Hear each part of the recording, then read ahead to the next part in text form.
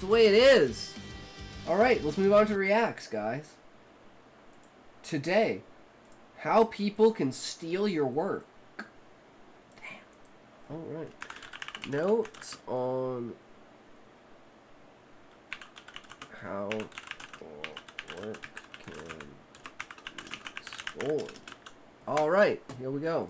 About authors who have their books stolen, and also what you can do to make sure the same thing doesn't happen to you. These stories are going to terrify you. They are every writer's worst nightmare. But with these tactics I'm going to share, you can avoid falling prey to similar thievery. Story number 1. One day, Peter Baker got an email from his agent asking for his unpublished novel. Except it wasn't really his agent, but someone pretending to be his agent. The supposed agent was asking for a Word file because he'd supposedly misplaced the novel. Peter Baker sent it twice to his agent's actual email, and then the thief said, oh, I haven't received it. Could you change the email to a .co rather than a .com? The thief had set up a fake email address with his agent's name, but just missing that final M. Peter Baker fell for it. He emailed the thief his novel, and then afterwards his agent's like, why did you email me your novel twice this morning? And that's when he realized he'd been scammed. Eventually, in 2022, the thief was caught. And yes, he worked in publishing. His name was Filippo Bernardini, and he worked for Simon & Schuster in the UK. Basically, he was a failed writer who was angry at all the publishing industry for shunning him, so he decided to get even by stealing hundreds of unpublished books from famous authors,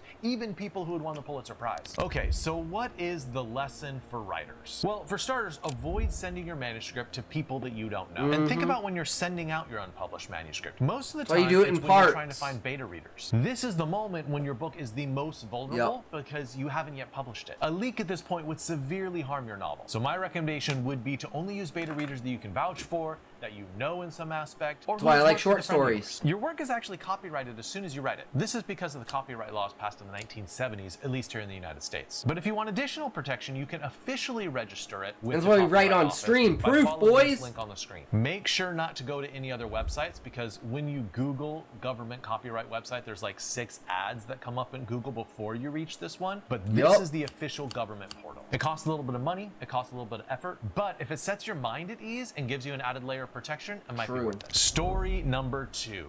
Raven had written a novel called Lever Action, and he posted it on Royal Road, which is like this serialization site for novels, kind of like Wattpad. But once the book was finished, Raven didn't immediately upload it to Amazon. He was just busy with other projects. Raven didn't try to upload it to Amazon until almost a year later. And when he tried to do it, was already there. This is published already. Prove to us that you own it. That is a horrible moment for an author. So Raven did some digging and found some unscrupulous person had taken every single chapter off of Royal Road and then uploaded it as a book to Amazon. And it was difficult to detect because they'd changed the name from Lever Action to The Bounty Hunter, action adventure fantasy mecca. Thankfully, there were no reviews and only a few downloads, so the book wasn't super lucrative for the pirate. Unfortunately, this story doesn't have a happy ending. Not only had this same pirate stolen a bunch of other stories, Amazon never shut down this person's account. And honestly, Amazon tends to be incredibly inconsistent when punishing people who steal other people's books. Sometimes they ban them, sometimes they let them go free. So this person is basically still out there pirating books. Writers beware. So what's the lesson for writers here? If something like this happens to you, realize that Amazon has a kind of hotline where you can contact them and say, hey, this person stole my book. Here's the website address where you can report that infringement, and within a few days, should I not be giving out my down. 30,000 word novella before it's finished? Well, Callie, if it's not finished, I think that's completely fine, right?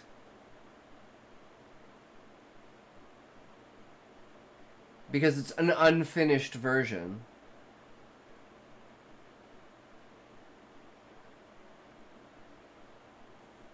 I sleep again.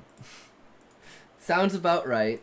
And hopefully delete that person's account. Well, how else can you guard against this? Just realize if you're posting something on an online website that it's possible someone will take the whole thing and try to put it on Amazon to make a buck off of it. So either you don't put the whole story up on websites like Royal Road and Wattpad. People stealing off of paper copy from Amazon and drop shipping it through eBay or other sources.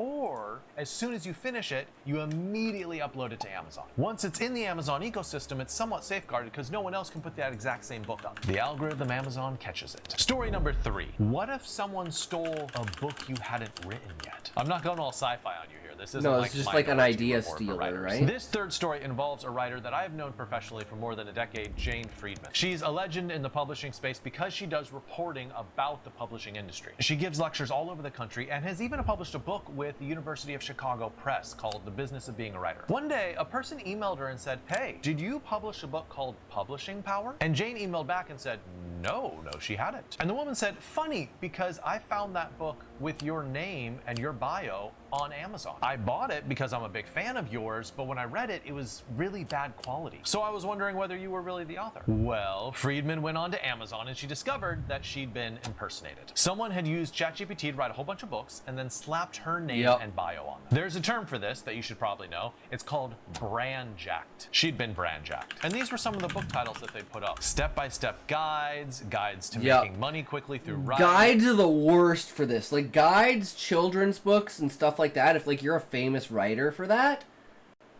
impersonating that kind of stuff is actually super lucrative. Like, it's fucked up. Don't do it. But it's because how are you supposed to tell, right? Especially if, like, you're a real fan of, like, a really good kid's author. Like, imagine Dr. Seuss. You know? Someone just writing ChatGPT Dr. Seuss books and throwing them out there with Dr. Seuss on them and being like, "Oh, I've never seen this Dr. Seuss book before." A gullible person could easily do that. Marketing strategies, tips on how to do KDP. But of course, none of these books were hers. The pirate was earning all the money from the sales. And it gets even worse because ultimately all these fake books they lead to her actual Goodreads page. So if you were a reader doing some research and you went to Goodreads, you'd be like, I guess these books were written by her. So with Goodreads, she had to email the librarians to try to get them to take those books off her profile, which was super inefficient. It took weeks to get that accomplished. And when she emailed Amazon, they're like, "Well, do you have a trademark on your name?" And she's like, No, I don't have a trademark. Who has a trademark on their name? Not a copyright, a trademark. And in the end, she discovered that Amazon basically has 0 safeguards to protect authors from being impersonated. Basically, it's all up to you, the author. What are the lessons? Okay, I have a trademark on my name. This story? First of all, monitor your online presence. Check your Amazon page. Check your Goodreads page. Search online for rip-offs of your book. You can't stop it from happening, but if you get Amazon or Goodreads to take it down quickly, at least you can prevent the pirate from earning too much off of it. And if you're talking to Amazon, here are the magic words which will unlock everything for you. Misleading customer experience. If you say those words, you're gonna get their attention. In the United States, you should also cite the Lamhan Act, which basically makes it illegal for someone to pass off someone else's work as your own. And if you need extra legal help beyond that, the Authors Guild offers membership starting at $99 a year, which includes free legal advice. Now it's time for a final story. I want to tell you one last story about book thievery. This one isn't about a person, it's more about every single book published in the last 30 or 40 years. If you haven't published yet, you might not realize this, but every single published book gets stolen at some point. Everyone. Seriously, everyone. I challenge you, find any published book that hasn't been uploaded on some file sharing site somewhere. You can't. What does this mean? Well, on some level, it's futile to fight against piracy. Pirate's gonna pirate, as they say. Do they say that? They should. But should this stop you from publishing? Absolutely not. All you can do is make it easy for people to buy your books legitimately, and the vast majority of people will. Since it's inevitable that your book's going to be stolen, relax, take a chill pill, write the best book you can. Just remember that love piracy, fear of simple as, I mean, I haven't paid for watching a movie in like 20 years. Unless it was like a movie theater.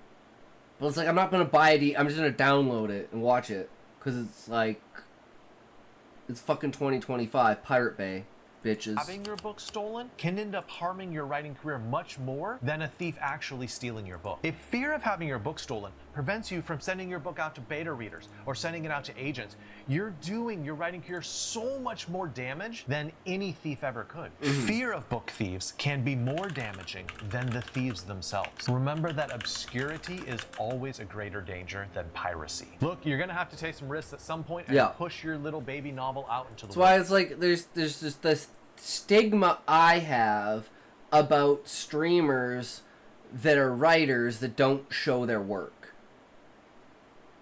why are you streaming writing if you're afraid to show your work? I understand not wanting to show your work, but it's like you're streaming. So to me, there's just this cognitive dissonance of like, if you don't want it to be seen, don't stream it.